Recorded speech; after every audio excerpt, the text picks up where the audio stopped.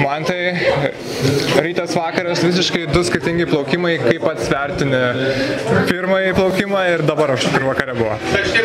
Vakare jautės biškelį nuovargis, gal nuo ryto, bet manau galėjau geriau vakare biškelį suplaukti, dar turėjau rezervą, bet dar biškelį papildomas motyvacijos rytojus finalui ir pamėginti išspausti iš savęs viską, ką galėsiu rytoj vakare. Tai toks pliusas, minusas, kad daugiau vidinio tokios energijos galiu dabar prisiseikti rytojų ir žiūrėsim, kaip rytoj bus.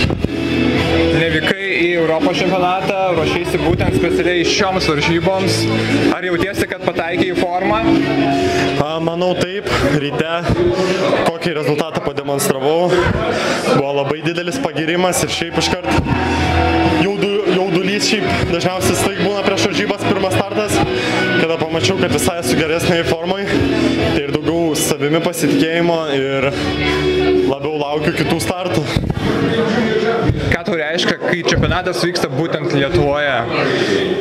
Tikrai stoviu prie starto ir jaučiu tą visą atmosferą, kada nuskamba mano vardas, pasako iš kokios šalies, iškart girdžiu, kaip visa arena vos vibruoja. Tai ir iš tikrųjų faina atvažiuoja, pažįstami šeima, visi palaiko.